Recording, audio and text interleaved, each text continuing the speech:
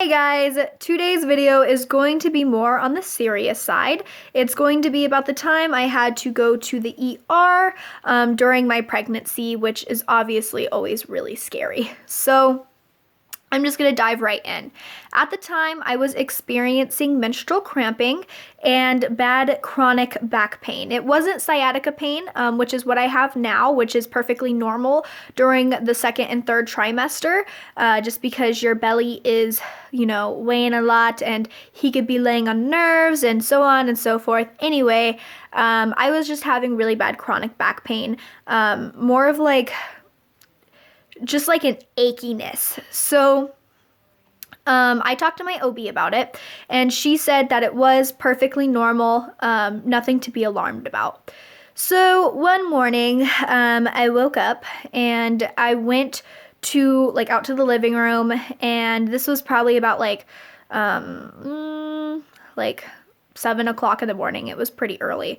I went out and started one of my shows, and then I went inside the kitchen, while the commercials were going through, and I went to the kitchen to make breakfast, and I felt a little bit of a trickle of discharge come out, which is perfectly normal during pregnancy, TMI, but you get a lot of discharge.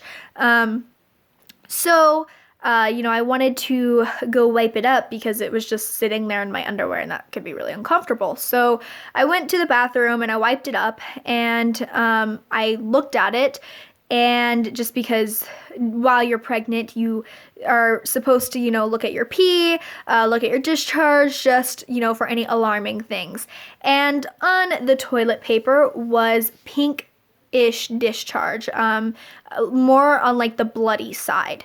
And that obviously scared the crap out of me. So I've read on forum posts that this can be normal during pregnancy. So I was trying to calm myself down with that. Also, don't take my word on that just because they are forum posts. But I was trying to calm down, but I thought it was best to call my OB just to double check. So I called her, and she had asked if I had sex the day before, day prior, basically within a week. And I had not. So, I told her no. And she also went down a list of other signs. She's like, "Are you having back pain?" Which was a yes. She also asked if I was having menstrual cramping, which was also a yes.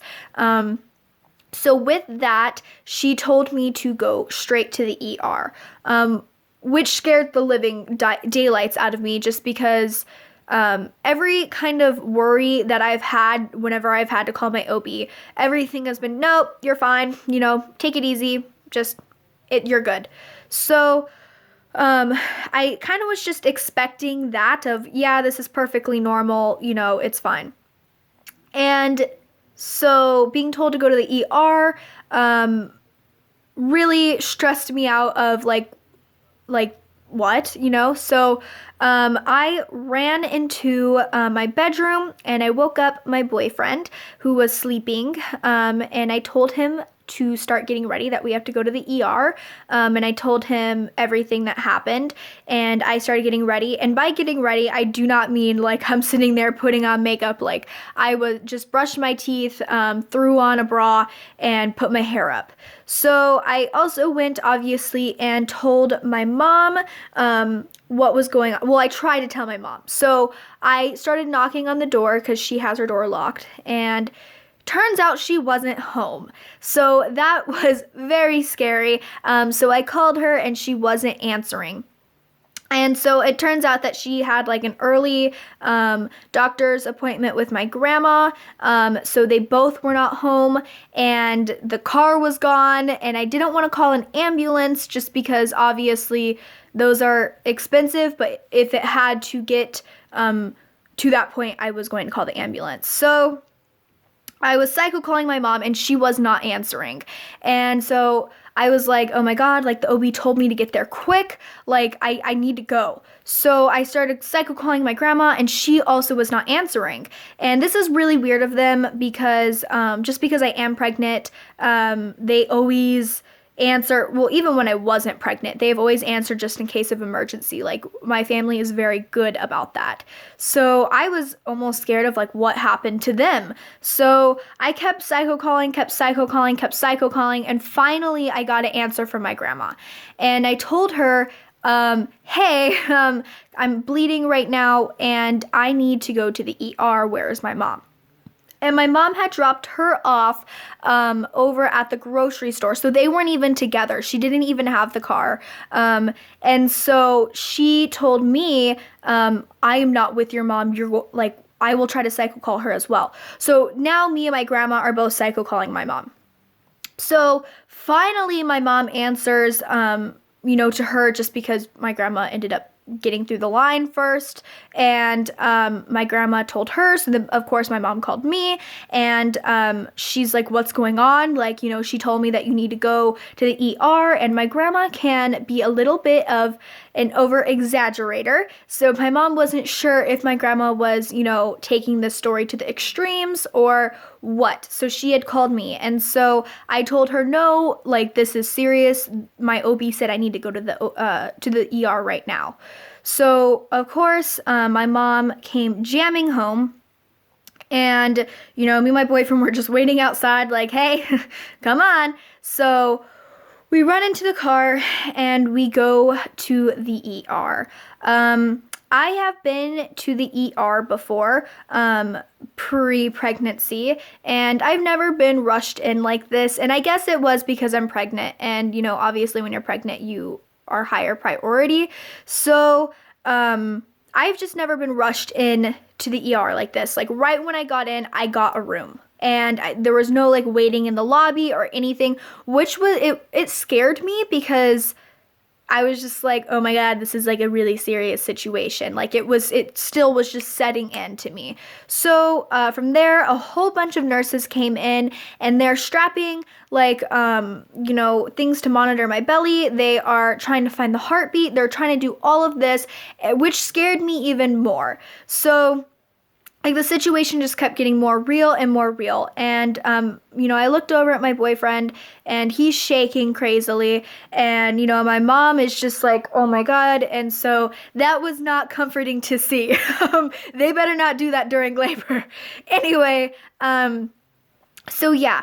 At this point, they were trying to find the heartbeat, which took about 5 minutes. And I kid you not, it was 5 minutes. And we've never had issues trying to find Grayson's heartbeat, but I guess it was just the position that he was in, because they obviously did end up finding it, but it was really scary to the point of where I started crying, like tears were just going, like, rolling down my face, like, what do you mean you can't find his heartbeat? And they're like, we're gonna try again in a minute, and that's not, like, please don't tell me that, like, what?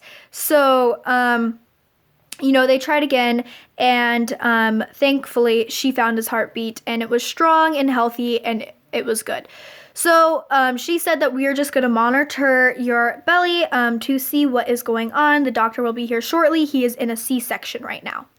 So yeah, I was sitting there in labor and delivery, waiting for the doctor to come in, and the nurse comes in probably about like 10 minutes after to check up on me, and starts reading my report that is that the belly monitor is sending. So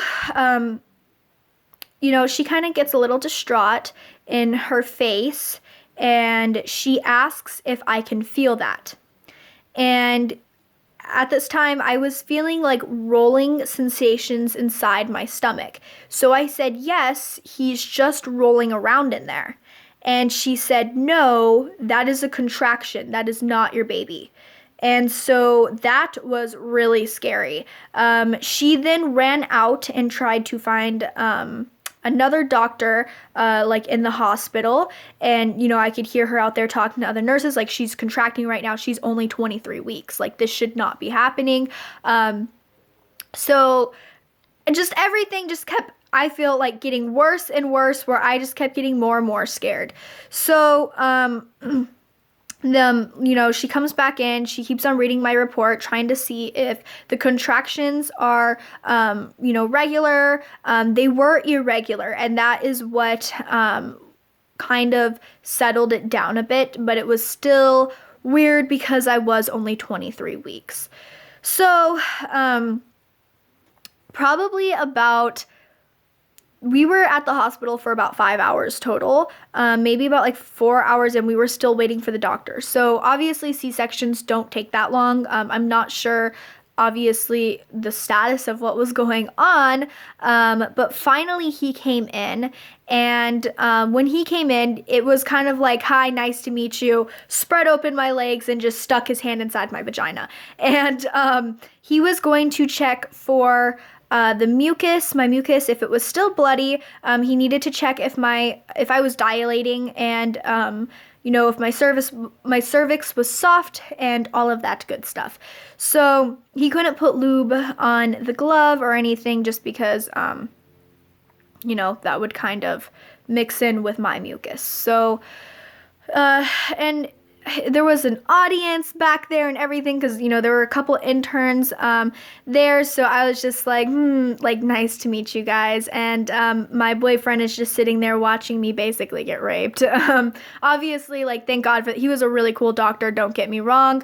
I just prefer to have women OBGYNs, just because I feel like they know how vaginas are, and that you need to go a little bit more carefully, because that shit hurt like a mofo. So, so bad that I was squeezing onto my boyfriend's hand over here and squeezing onto the nurse's hand over here. She's like, it's okay, it's okay. They're both trying to calm me down, and I'm just like, oh my God, this hurts so bad. So he checked my mucus, and it wasn't bloody anymore. Thank God. And so he, checked my cervix, he checked if I was dilating, all that stuff, and I was not. So there was nothing to be necessarily concerned about. These were, it still was abnormal that I was contracting at this time, but the contractions were not strong enough to stop, and also because they were not regular. So it wasn't like I needed any medication for them to stop. It was kind of more so, if you have more than 4, you need to come back in, and or if you are bleeding. So again, so I basically was just told to take it easy, and that was the final verdict. So thankfully everything was okay. I ended up going home. I'm 28 weeks now and still carrying him. So it's been a while, and everything has been good. He's healthy. I am still contracting. Obviously now it's Braxton Hicks. But yeah, I still continued to contract from 23 weeks to 28 weeks. They just never were regular, or never necessarily enough to go back in. So I've had a few somewhat scares where I had to call my OB of I just contracted 7 times in an hour or whatever, and they're like, nope, you're fine as long as it's not regular, and all of that good jazz. So everything has been good. I do have a doctor's appointment coming up in a few days, so that is exciting, just to basically get even more assurance that my baby is okay and healthy. So yeah, thank you guys so much for watching. If you liked this video, go ahead and subscribe. If you guys want to see any videos, want to request any videos for me to do, go ahead and leave that in the comments. Thank you guys so much for watching again. Have a good one. Bye-bye.